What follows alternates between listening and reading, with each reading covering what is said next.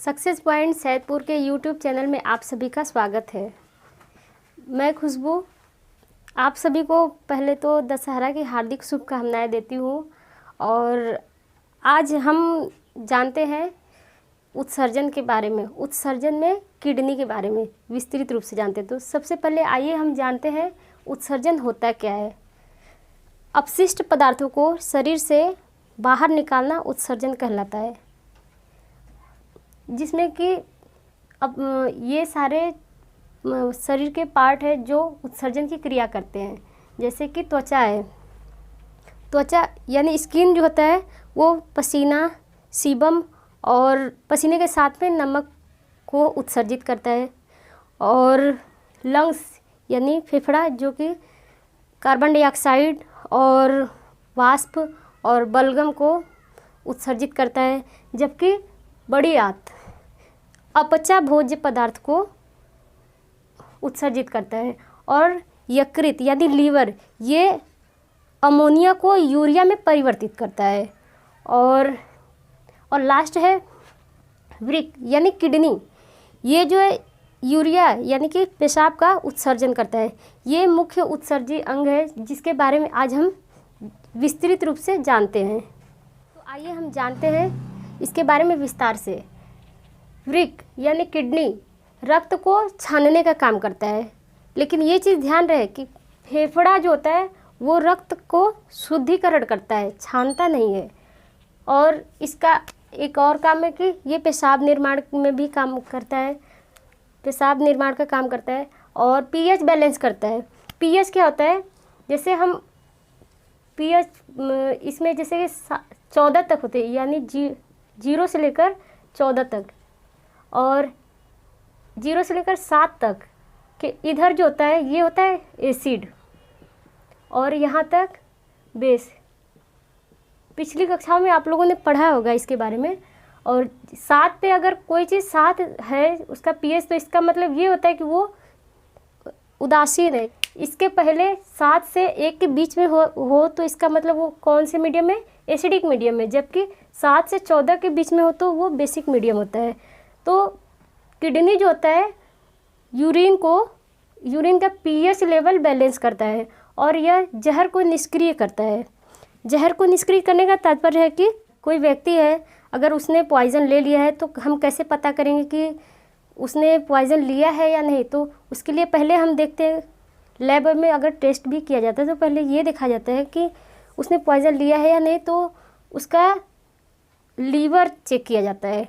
Liver fail हो जाता है जब अगर वो पॉइज़न लिया होता है, या फिर लीवर पे ही सबसे पहले इफेक्ट पड़ता है।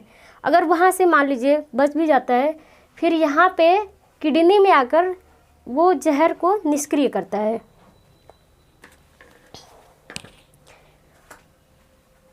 तो इसके बारे में हम जानते हैं कि जो किडनी होता है ये दोहरी झिल्ली से घिरा हुआ होता है, जिसको हम बोलते हैं पेरिटोनियम।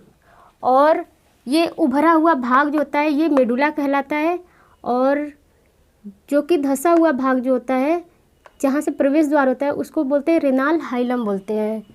और किडनी के ऊपर अधिवृक्क होता है जिसको कि मास्टर ग्रंथि जो होती है इसको कंट्रोल करती है, इसके सिस्टम को। और किडनी जो होता है हमारे शरीर में 2 होते हैं। एक किडनी का जो वज़न होता है 140 ग्राम होता है, और ये संख्या में 2 होती है।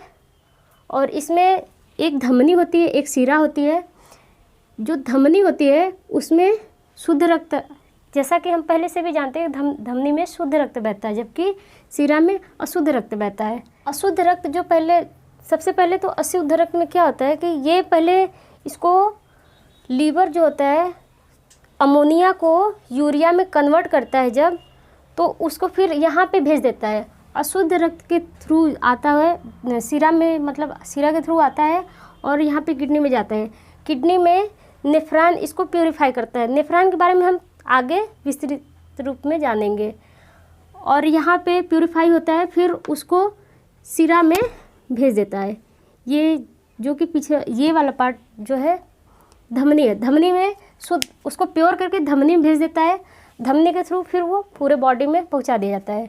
और बाकी जो उसको प्योरीफाई कर देता है उसको फिर यहाँ से रेनाल हाइलम के थ्रू आता है और यूरेटर में आता है, यूरेटर के थ्रू मूत्राशय में आता है और मूत्राशय मार्ग से उसको उत्सर्जित कर दिया जाता है। तो आइए अब हम जानते हैं नेफ्रॉन के बारे में। नेफ्रॉन जो होता है किडनी की यूनिट होती है और ये एक किडनी में 8 लाख नेफ्रॉन होते हैं और नेफ्रॉन के अध्ययन को नेफ्रोलॉजी बोलते हैं।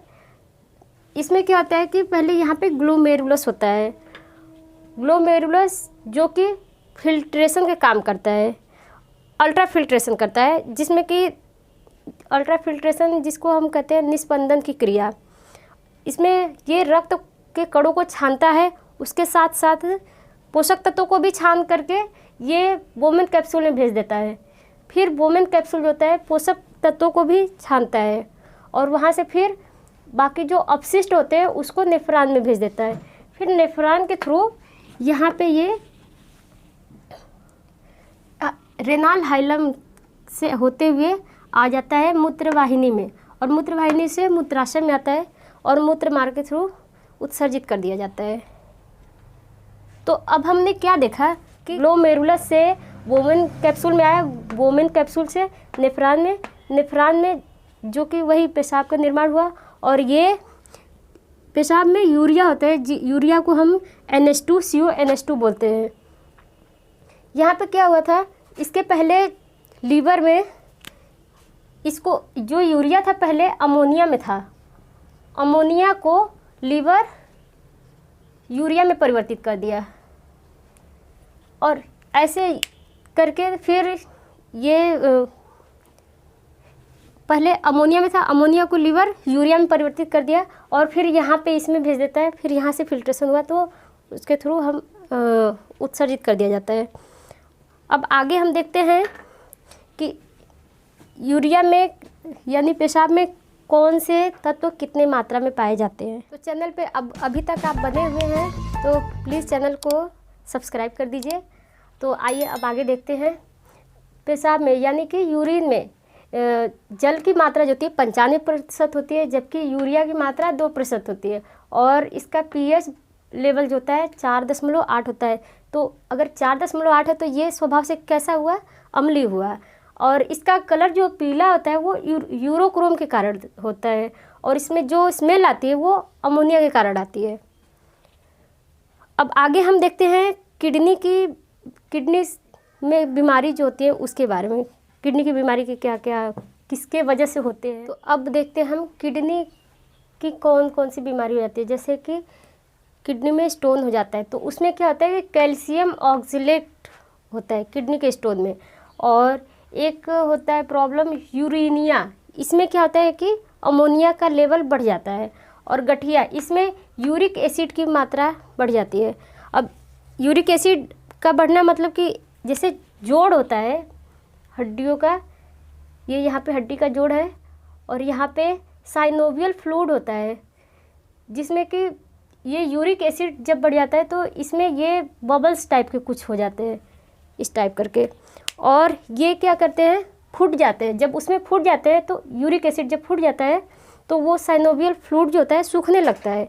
जब वो सूखने लगता है तो जैसे बुजुर्ग लोग होते हैं उनको उठने बैठने में प्रॉब्लम होने लगती है, उसी वजह से क्या होता है कि ये हड्डियों में घर्षण होने लगता है, इसलिए इसको बोलते हैं गठिया की प्रॉब्लम।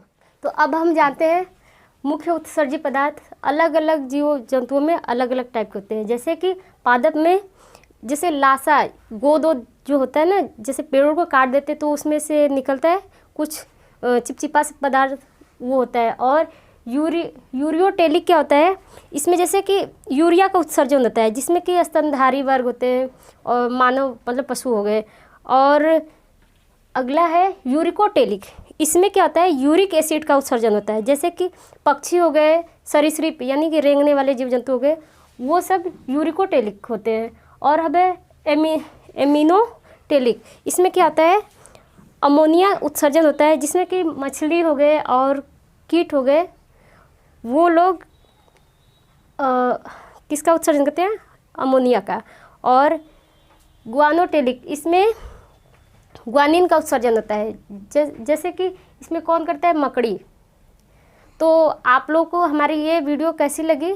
अगर अच्छी लगी तो प्लीज़ चैनल को सब्सक्राइब कीजिए और हमारे वीडियो को लाइक कीजिए। Thank you.